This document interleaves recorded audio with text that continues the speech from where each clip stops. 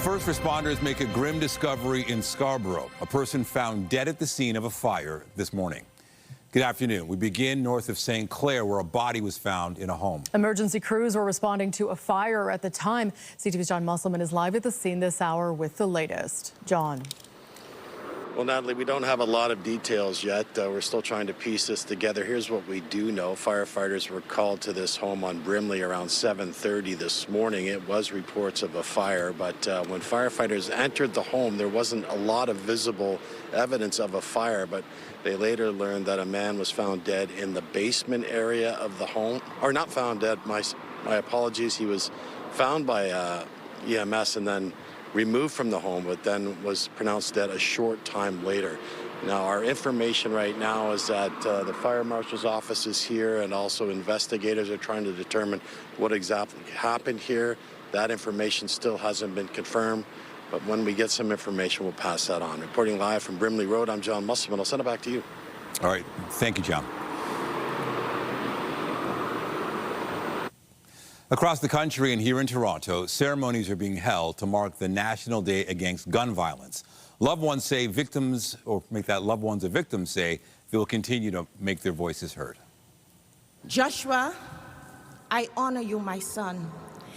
They have thought when they took you that they were going to erase your legacy and your name. But I am here to rewrite your story with ink that will never be erased. And to every soul that have been lost to gun violence, I want to say, I feel you, I hear you, I carry you, and I am here to honor you. Today's commemoration comes in the wake of Tuesday's mass shooting in Lawrence Heights that left one person dead and 5 others injured. Mayor Olivia Chow says it's vital to keep up efforts to steer youth away from gun violence. We are recommitting ourselves to work for peace, to say that gun violence, especially for a young person that are 13, 14, 15, picking up a gun is not normal. Shooting people they don't know is not normal. We cannot tolerate it. We must do everything we can to change it. A total of 7 people have been fatally shot in Toronto so far in 2025, with another 47 hurt. Police say they've responded to 106 shootings and gun discharges, a 44% decrease from this time last year. The search continues for a suspect following a sexual assault in Hyde Park. Police are back in the park today looking for evidence. They say a 62-year-old woman was walking on a paved pathway on the east side of the park around 10:40 Wednesday night when she was approached from behind by a male suspect. Police say she was dragged into a wooded area and sexually assaulted before being able to get away and get help from a passerby. The suspect ran off. He's described as a man believed to be in his 30s or 40s with a slim, athletic build, last seen wearing a T-shirt and dark pants. Now, anybody with information is asked to contact police or Crime Stoppers. A child is in hospital after falling from an apartment building in the Black Creek and Weston area. Police say a 6-year-old boy fell from the 10th floor of a high-rise on Humber Boulevard around 2 o'clock yesterday afternoon. He suffered serious injuries and was rushed to hospital by paramedics. The child is in stable but critical condition. When the little boy was put in the ambulance, he turned his head.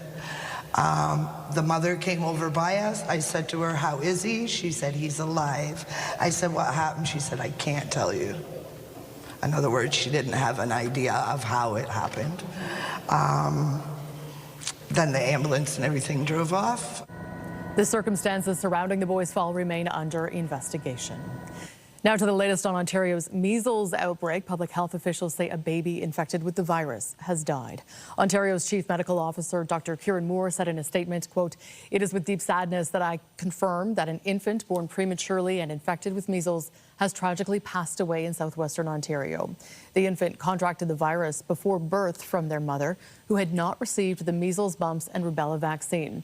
While measles may have been a contributing factor in both the premature birth and death, the infant also faced other serious medical complications unrelated to the virus. Out of respect for the family's privacy, no further personal or medical details will be shared." And CTV's Scott Hurst joins us now with the latest on this tragic case. Scott, what more do we know here? Natalie, this really is just a tragic outcome, a sad day as the province is reporting this death of an infant from the southwestern Ontario region who contracted measles from their mother before birth and, as you said, was born prematurely. Ontario has been dealing with an outbreak of measles since October.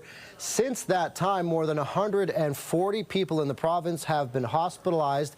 A handful of those cases have been reported also in the Greater Toronto area. Here's more from Dr. Kieran Moore on this latest incident where a child, an infant, has been reported to have died after contracting measles. It is indeed a sad day. It's a stark reminder of the seriousness of this virus this sad and tragic event is preventable through immunization. But we have to renew our efforts to try to vaccinate our communities, to address some of the questions that they have, to build confidence in our vaccination campaign. This is preventable. We have a very safe and effective vaccine. As you heard right there, Dr. Moore talking about the immunization routine. This is a highly effective measles vaccine, typically part of the routine childhood vaccinations. Now, specifically responding to the outbreak, medical health professionals say they're responding to this with a targeted public education campaign, particularly when it comes to childhood vaccination, focusing on communities that traditionally have lower vaccination rates, Natalie. And Scott, we know that many of those communities are in the southwestern part of the province. What cities are being impacted the most by this outbreak? Yeah, the southwestern part of the province is where the outbreak mostly is located in Ontario. But this is an outbreak that's also spreading much farther than just the borders of Ontario. However, this province does have the most cases. Currently in Ontario, the case count now exceeds 2,000, as this map shows all cases up until May 24th. But the most recent numbers from Ontario include up to June 3rd, pushing those cases over 2,000 in Ontario alone. But as you see in this map, several hundred have reported in Alberta, as well as a dozen to a few dozen in other provinces such as Quebec, Manitoba, BC, and Saskatchewan. So this is an outbreak that began in October of last year in New Brunswick and is now spreading across the country significantly. And of the 2,800 cases reported across Canada, Natalie, in 2025, roughly 1,900 are linked to this outbreak. Wow, okay. Thank you, Scott. CTV's Scott Hurst with the latest on the measles outbreak. Thanks, Natalie. Smoke from the wildfires in Western Canada is blanketing Toronto, and air quality is set to reach high-risk levels today. In Manitoba, there are 27 active wildfires. About one-third are out of control. More than 18,000 people have been forced from their homes. But officials say firefighters and the weather are keeping the blazes from overrunning communities for now. 12,000 people have been displaced in Saskatchewan. Well, we have more news in a moment, but first here's a live look at the city this afternoon. Hot and hazy. Not only can you see the haze, but you might be able to smell it. That's the wildfire smoke in the air, certainly causing a concern if you are outdoors today. And Jessica Smith is here with a look at the current conditions. Jess.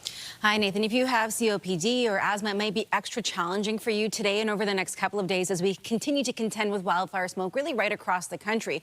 We're looking at air quality warnings and statements almost from coast to coast to coast. So keep that in mind if you do have any breathing challenges or you work outdoors, to maybe take some extra precautions. And it still remains for us here in the city and across most of the GTA. Heavy smoke is going to move its way through northern Ontario. It sinks down towards us throughout the weekend. We maybe get a little break early into next week, but we aren't really seeing the smoke dissipate as in a fully blue and clear sky anytime soon. So something to, again, keep in mind when it comes to planning your adventures outside. We are watching for showers north of the city and areas just south of us. We don't really get the rain here in the GTA until the end of the weekend. Temperature-wise, it is still quite mild. We're sitting at 22, feeling like 26. The humidex is a factor as we head throughout your day today, but it is seasonal for the most part. As we head into the weekend, we would have a brilliant blue sky for the majority of it, but again, that haze is going to impact us from start to finish as we head through the next couple of days. Coming up, I'll have a full look at your long-range forecast. We'll break down the active weather that is on the way as we round out the weekend, but right now I'll send things back over to Nathan. Thank you, Jess. Thanks. The latest job numbers are out, showing unemployment increased for the third consecutive month. Stats Canada says the jobless rate rose 0.1 point to 7% in May. It came amid a gain of 8,800 jobs, mostly in the wholesale and retail sectors. But the manufacturing sector shed nearly 12,000 jobs. Job growth in Canada has been virtually non-existent since the start of the year.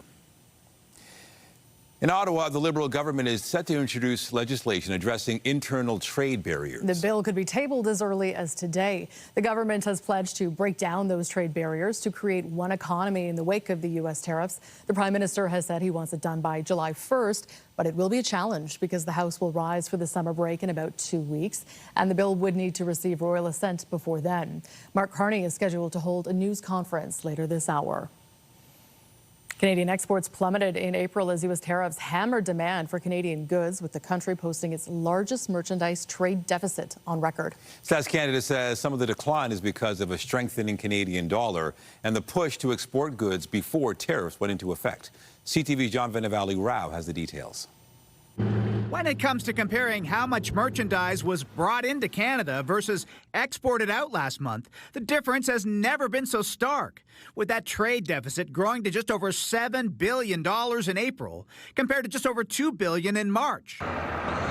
Reflecting in large part a plunge in overall exports being sent to the U.S., which tumbled nearly 16% month over month. We're looking right at the heart of the storm of tariffs, and they showed a huge drop in our exports, a drop in two-way trade. The fallout from the slew of tariffs imposed by the U.S. president on cars, steel, aluminum, and other items was just partly to blame for the drop in exports. So too was the flood of goods that poured into the U.S. ahead of the tariffs, which built up inventories. Exports of autos to the U.S. falling 23% in April, while exports of consumer goods fell 15%. These are fully automatic machines. Toronto-based Ultraform Manufacturing makes components for auto parts and has seen such a drop in demand, its employees have had to switch to work sharing, for now at least avoiding layoffs. So we definitely had a drop of almost 35% in our business. And we're trying to figure it out what is the best way to mitigate that drop. The value of energy exports also dropped, but that was due to lower oil prices, while overall exports fell to their lowest level in 2 years. And some expect things to continue to deteriorate, with pressure mounting to reach a trade deal and companies looking for certainty. Hopefully we can get back to an agreement that is respected by both countries, and so that companies know the rules of the game. If there was a silver lining, it was that Canadian exports to countries outside of the U.S. did grow by about 3%, which could reflect efforts to better broaden export markets.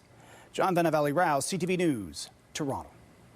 A salvage team is expected to arrive next week at the scene of a cargo ship fire off the Alaskan coast. The vessel was carrying about 3,000 vehicles to Mexico. The Coast Guard received a distress alert on Tuesday about a fire aboard the ship.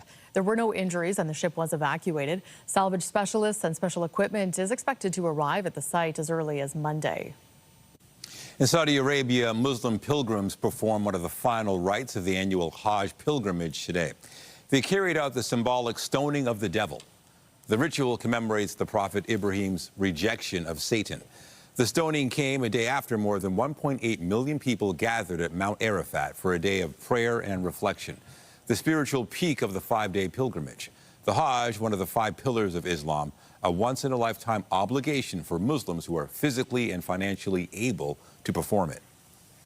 As the Hajj comes to an end, Eid al-Adha is beginning. The holiday known as Feast of Sacrifice. It is a joyous occasion for which food is a hallmark. Devout Muslims buy and slaughter animals and share 2/3 of the meat with the poor. Well, June is Bike Month, and Toronto police are celebrating with the launch of a new initiative. The service is teaming up to provide bikes and safety equipment to 60 children from across Toronto. CTV's Beth McDonnell is live with more on the event. Beth. Nathan, it's lunchtime now. I'm at Esther Shiner Stadium, where it's been a big day for 60 kids getting a new set of wheels. These bikes were made possible thanks to a partnership between Toronto Police, the charity New Kindness, and safety specialist Taysel Limited. In addition to getting bells and fitted with helmets, officers gave safety lessons to kids. There were different stops and safety exercises to try, along with pointers on how to navigate navigate the road and the sidewalk. Children up to 14 can ride on the sidewalk. The bikes bringing opportunities for more fun this summer. Feels really cool because like bike is expensive and like it's just like a really good gift. I'm feeling really great. This day made my day good. A stands for air, B stands for what's it called again? Brakes, and C stands for chain. And why is the ABC important? Because if you don't know that, you might end up getting hurt. Soon, these kids will get to go home with their new bikes and enjoy them for the rest of the school year and the summer. I'll throw it back to Jess now for weather. Thank you, Beth. And even though we have some cloud cover out there and that haze due to wildfire smoke, we still have a very high UV index, right across southern Ontario. So sun protection is still very important if you're planning on spending any time outdoors. We're at an 8 here in the city. It's 9 in Hamilton, 9 in London, and those are both considered very high. So take care as you spend time outside. Into the afternoon, fairly seasonal, a hint of a humidex. Coming up, I'll have a full look at your long-range forecast. We'll take a look at your weekend and how long the smoke is likely to stick around. All those details coming up right after the break.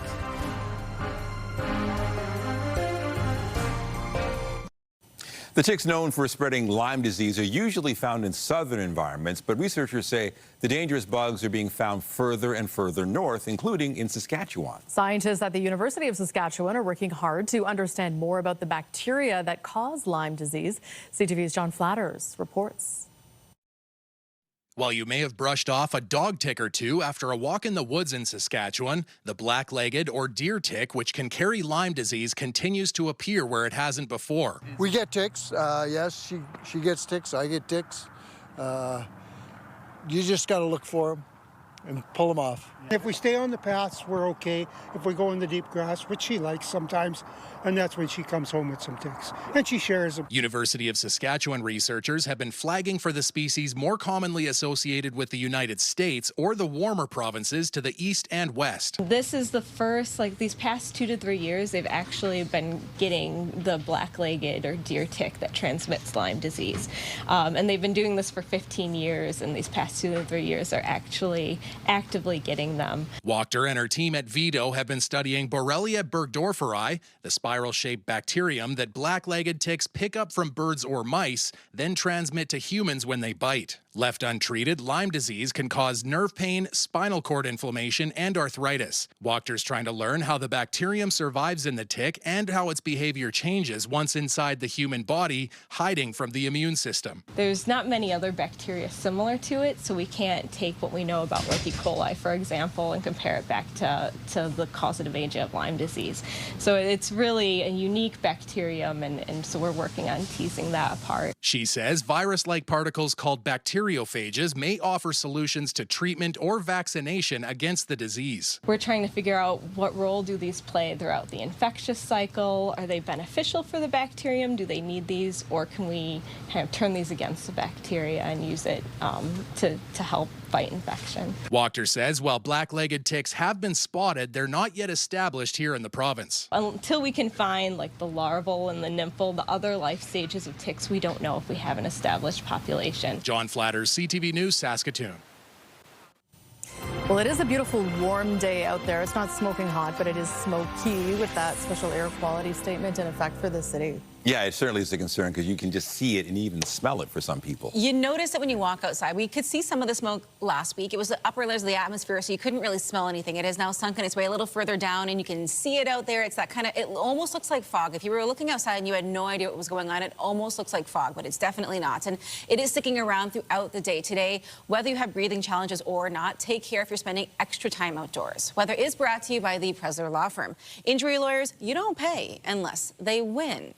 Now, we've got this kind of haze over the city, and if you were looking at a shot like this and you didn't know we were into the beginning of the summer season, it almost looks like it could be snowing out there, or it's some fog, but it is not. That is wildfire smoke, and that is going to stick with us as we head throughout the rest of our day today and in towards the bulk of our weekend. Now, whether we're in the criteria for a statement or not, that could change over the next few days, but we're still holding on to that haze in the air. Temperature-wise, as Natalie mentioned, we're still very seasonal. 22 feels like 26, so a hint of a humidex, but we're seeing that heat kind of drop its way down. It was reaching more into northern Ontario yesterday. Now central and southern Ontario.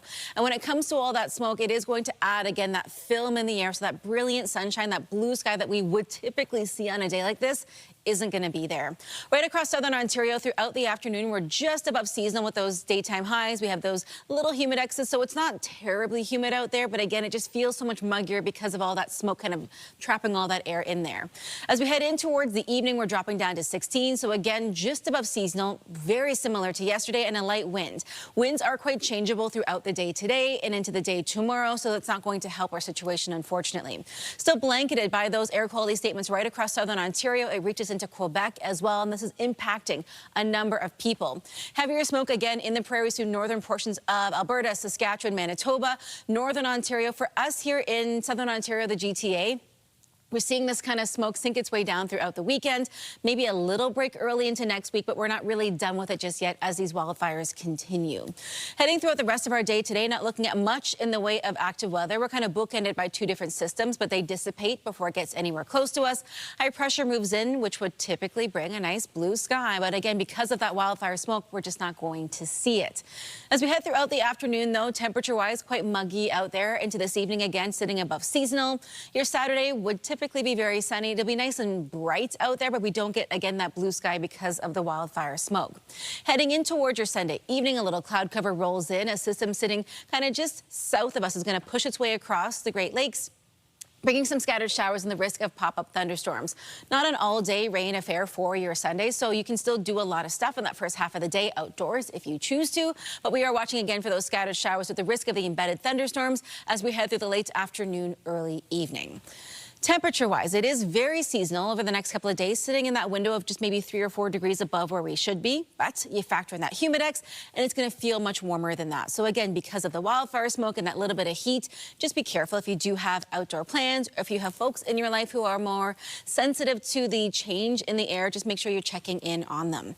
Temperature-wise, again, in the mid-20s through your Friday, through your Saturday. Again, Sunday, that rain is in the afternoon in that second half of the day. It carries into your Monday morning, so we get a little bit of a cool down heading into the end of Sunday and the beginning of Monday, and then we start to steadily climb as we head in towards next week.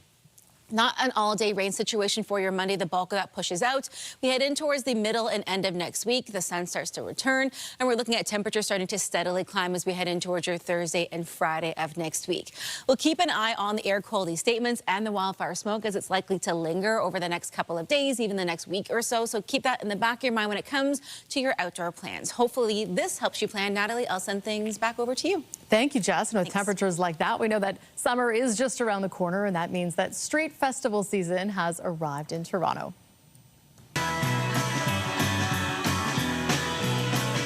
Due West Fest takes over 16 blocks of Dundas West between Ossington and Lansdowne this weekend. Visitors can enjoy live music, DJs, art shows, street performers, and of course, lots of food. The festival gets underway tonight at 6 with remarks from Mayor Chow and other special guests at the Lula World stage. It runs until Sunday evening, and organizers are expecting more than 1 million visitors. Also on the schedule, the annual Ride to Conquer Cancer takes place in the West End tomorrow. More than 3,500 cyclists are set to participate, raising money for the Princess Margaret Cancer Center. Road closures will be in place in the West Mall and Queensway area. You can find full details and a listing of other weekend events at ctvnewstoronto.ca. And if you're planning to take the subway this weekend, there is a partial closure to keep in mind on Line 2. Trains won't be running between Woodbine and Broadview stations to accommodate truck work. Shuttle buses will run instead, and all affected stations other than Chester will be open for customers to buy fares and connect to surface routes. Regular service resumes Monday morning.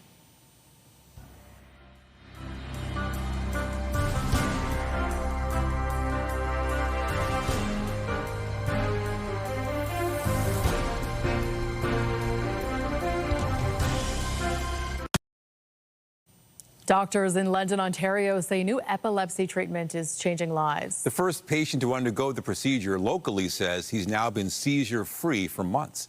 CTV's Rita Ishmael has more on the technology making it all possible. The temperature heating where the seizures, we determine the seizures could be coming from.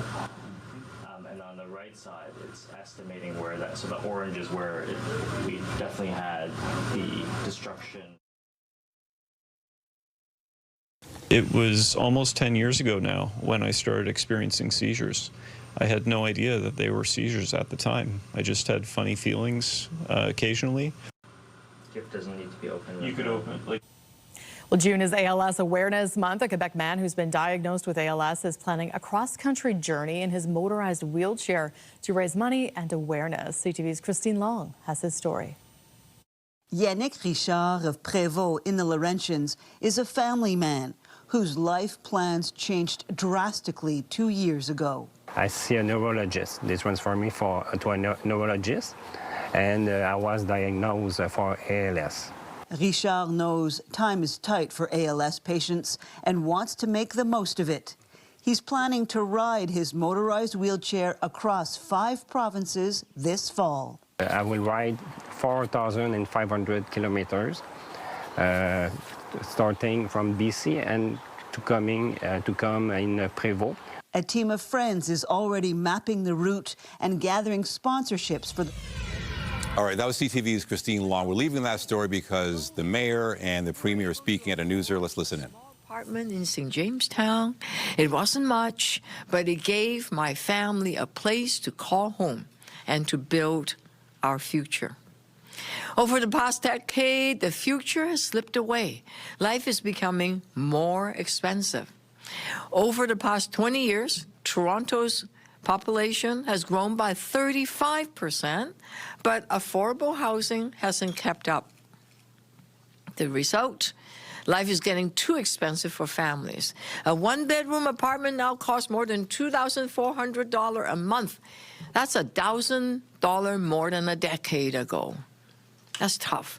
Young people are giving up on the dream of home ownership. Toronto is a world-class, vibrant city. We are a global beacon of hope for families. They're all coming to Toronto. They want to build a better future for themselves and for their children. But whether you just moved to Toronto or lived here all your life, everyone needs a safe and affordable place to call home. That's why, as mayor, to make life more affordable, I've been laser focused on building more homes faster. Thanks to the premier, last year we got funding, a big check that I've kept in my office, and we set a target of building hundreds of thousands of homes. Our target is 65,000 affordable homes, and we're halfway there. We've reached a new development, we've created a new development review division. We sped up the approval by 80%. We are cutting red tape, but it's not enough. Last year, Toronto built 31,000 homes, exceeding our target by 51%. That's why we have that big check. This year, building is slowing with just 21,000 new homes started last year. But we know more than 300,000 units have been approved. They're just sitting there in the pipeline. But with interest rate high, inflation, home builders can't afford to build. The math doesn't work for them. So last December, I waived all development charges and was able to unlock 8,000 homes because we want to live within our financial means, and the shovels have hit the ground, which is great. That's almost 3 times more homes than what Mississauga and Vaughan have done combined. There are another 25,000 units sitting in the pipeline with applications from 70 home builders. They're ready to go, and we've approved it, and we know who they are, and they are shovel ready, and we can start building tomorrow. We're very encouraged to hear from Prime Minister Mark Carney that he's going to cut development charges by 50%. He's making building affordable housing a priority and will make municipalities whole. Toronto is ready. Let's get building now. And having a partnership with 3 levels of government is perfect. At City Council, we're also making life more affordable by getting Toronto moving by investing in public transit. For the 2nd year in a row, we froze fares on TTC to keep it affordable while increasing service. How come we were able to do that? It's because of the New Deal from Premier Ford. We will have also subway cars on Bloor Danforth Line 2, part of the New Deal. The current federal conditions required a competitive procurement. But with Ottawa's support, if they're willing to do it, we could build these subways, cars, in Thunder Bay. And it'll be faster also. So we're hoping they would cooperate. We're also helping to get Toronto moving with 6-minute streetcars, rapid buses. We are looking forward to even more options for riders with the new, soon-to-be-open, Eglinton Crosstown. We can't wait. For drivers, there's nothing more frustrating than sitting in traffic. And occasionally I hear from the premiers that, we are stuck in traffic. Well, that is why we are tackling congestion with 100 new traffic agents to direct traffic and to prevent bad drivers from illegally blocking the intersection. We are coordinating and speeding up construction and moving it off the main street whenever possible. This kind of partnership, you can see it at the Gardner. We were able to speed up that construction by 1 year. This is what partnership is about. Finally, with inflation and now President Trump's trade war, the cost of groceries have simply become too expensive. A school food program would save a family with 2 children up to $900 a year. That's why we're expanding school food to save families money and make sure every child gets a mid-morning snack. 500,000 more kids are benefiting this year, and we're working to make the program universal by 2026, next year. Since Toronto can both purchase food, local food, and make life more affordable for families, it's good for the farmers too. We're doing our part to keep families and children from having to use food banks or go hungry. So we look forward to working with the federal and the provincial government to expand the school food program. Finally, once again, I want to thank Premier Ford and his caucus, his team, for his support. With the New Deal, a year and a half ago, Toronto received the much-needed funds to build more homes. With this big check, we can build even more. We are able to get Toronto moving through public transit investment, and together we are creating a safer, more affordable city. So thank you, Premier Ford, for this excellent partnership. Thank you. And joining us next is Minister Flagg. Thanks, Barry. Well, thank you, Mayor. And all right, we're listening to Mayor Olivia Chow and eventually Premier Doug Ford just touting their housing announcement and their partnership. The mayor is saying that the goal is to build 65,000 affordable homes, and they're roughly halfway there. Shovels are still hitting the ground, and one of the good things, development charges are cut, and as a result, home building is being fast-tracked. Of course, we're going to keep on following this. We'll give you more details online and, of course, on CTV News at 5 and 6 tonight. In entertainment, pop star Sabrina Carpenter is out with a new song and music video.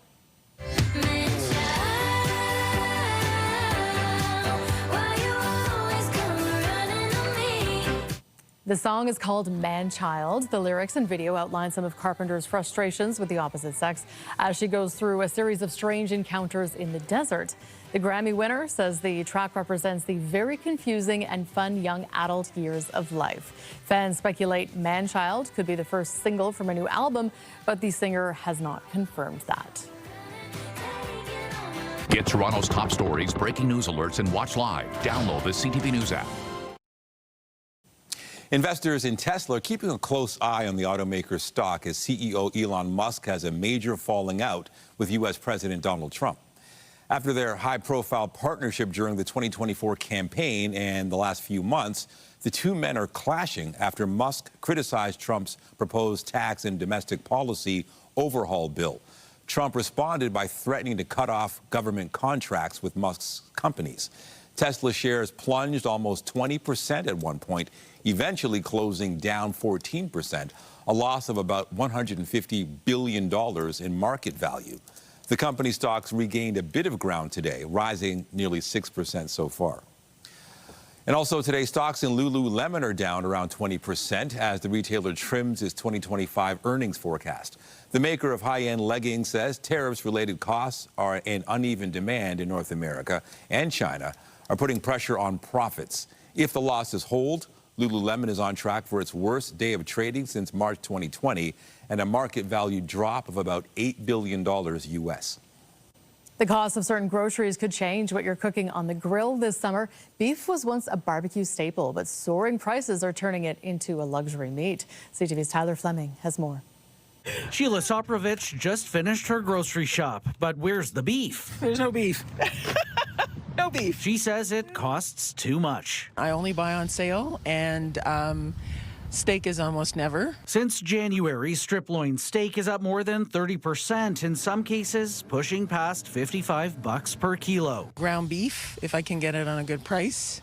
And I'm old enough to remember when you could get it for $1.99 a pound. Today, it's more than $10 a pound. Some reasons: shrinking Canadian beef herds as more producers quit, higher transportation costs, and rising inflation. We eat more eggs, more fish, chicken. The extent of increases are quite surprising. It's way more than we were expecting, beyond what I think is reasonably acceptable. Experts note 2 private companies supply 85% of Canada's beef.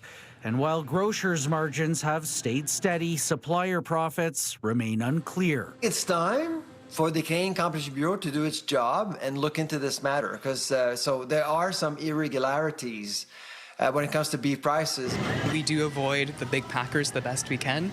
We go from farmer to table in fewer steps. Pete and Gus meat market owner Case DiCarlo says their top quality grass-fed Canadian cuts like T-bones often beat big store prices. These here, I know, I've checked very recently, and we're about 10% or so under. And the family-run shop wants to do its part to have the summer sizzle on the grill and not the wallet. For us, it means that, we will cut into some of our margins to make sure that beef is still readily accessible to the people. Tyler Fleming, CTV News. The Argonauts open their season today when they visit the Alouettes. The Argos will look different this year as they're without 7 defensive starters, along with quarterback Chad Kelly and rushing leader Kadeem Carey. Head coach Ryan Dinwiddie says he feels the team is capable of being a playoff team this year, and the group is coming together. Since 2022, Toronto is 7-2 against Montreal in the regular season. And for more on the big game tonight, we're joined by TSN's Dave Naylor. Dave, good to see you. So how do the Argos look now after all the changes to the roster? Well, there's a lot of question marks, particularly on the defensive side of the ball. And I'll just give you one example. I mean, the Argonauts won the Grey Cup last year over Winnipeg. Their starting front four on a defense that led the league in sacks and was among the best teams on tackles for loss and forced fumbles is all gone. One's in the National Football League, one's in Calgary, 2 are in Edmonton. They've missed a couple players from the back end of their secondary as well. And, of course, for the second season in a row, they're starting without quarterback Chad Kelly. And, of course, last year that had to do with his suspension for an off-field episode, and this time it's an injury from still recovering from an ankle injury that he suffered during the Eastern Final last year. So if there's one thing you can say about the Argonauts, though, this is familiar territory for them. I mean, they've won 2 of the last 3 Grey Cups. In between those 2 Grey Cups, they had the best regular season record in the CFL. And every year, they have let players go to market, let other teams pay them, and found replacements. So this is kind of the operandi of this team from the management perspective. So you think that this team could actually repeat? Is that possible? Yeah, I mean, I think when it comes to, bringing in new players, defensive line is probably the one where you have an easier chance of, plug and playing guys than if it was, say, offensive line, just where timing and things like that tends to be more of an element on the defensive side of the ball. So, look, and Chad Kelly was the league's outstanding player the last time he played a full season. And, again, people are talking about Kadeem Carey, who's been a veteran running back, who they released this week. And, okay, when you release somebody, why are you replacing them? There's got to be somebody who's taking their place. Well, they have a 23-year-old running back named Mayan Chop Williams. And this guy in his junior year at Ohio State had 825 yards rushing and 14 touchdowns. Now, he was probably destined for the National Football League until he had a serious knee injury in his senior season. He's 23 years old. He is built kind of like a fire hydrant.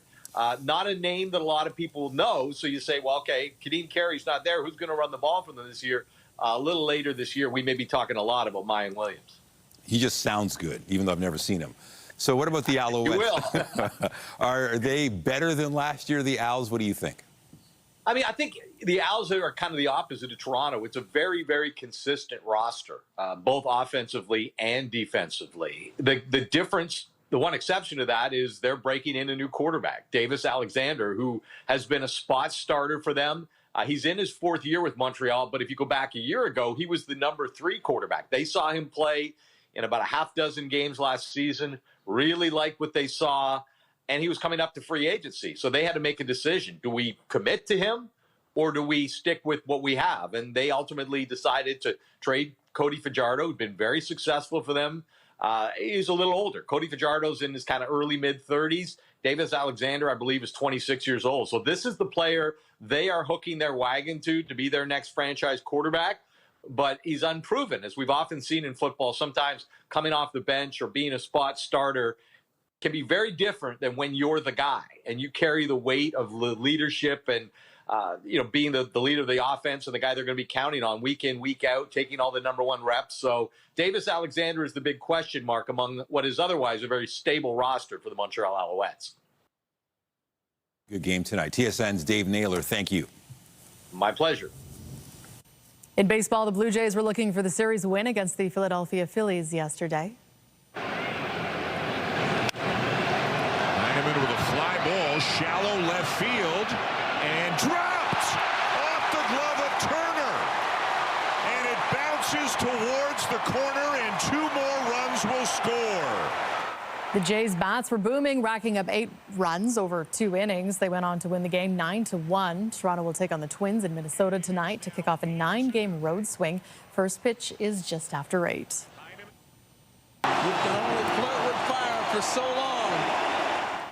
Jose Bautista will be inducted into the Canadian Baseball Hall of Fame. The Blue Jays slugger was a 6-time All-Star and helped its franchise to its first playoff run in 22 years. Bautista also won 3 Silver Slugger awards during 10 years in Toronto. The class of 2025 also includes Jerry Snyder, Eric Bedard, and Greg Hamilton. The Oilers will try for a second straight win tonight as they host the Panthers in Game 2 of the Stanley Cup Final. There's McDavid, out in front, score!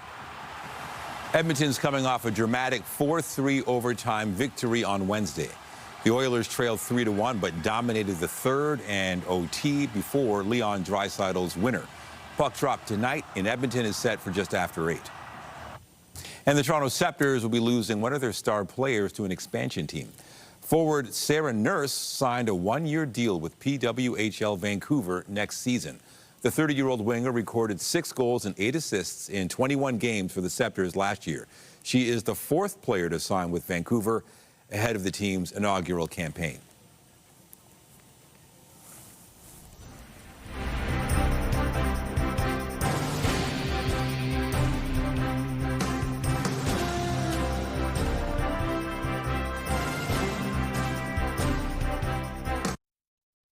In Ottawa, the federal government has now tabled what it calls the One Canadian Economy legislation in the House of Commons. Now, the Prime Minister spoke about that a short time ago.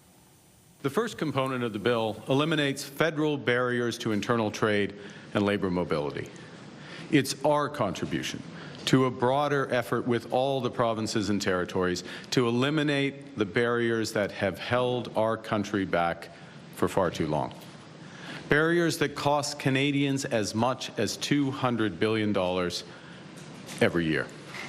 With the One Canadian Economy Bill, we are aligning federal rules and regulations with those from the provinces and territories, helping to create one market, not 13. Officials say the goal is to reduce the number of redundant standards across the country. The bill looks to recognize provincial and territorial licensing and certification at the federal level. It's also designed to speed up approvals for major projects deemed to be in the national interest.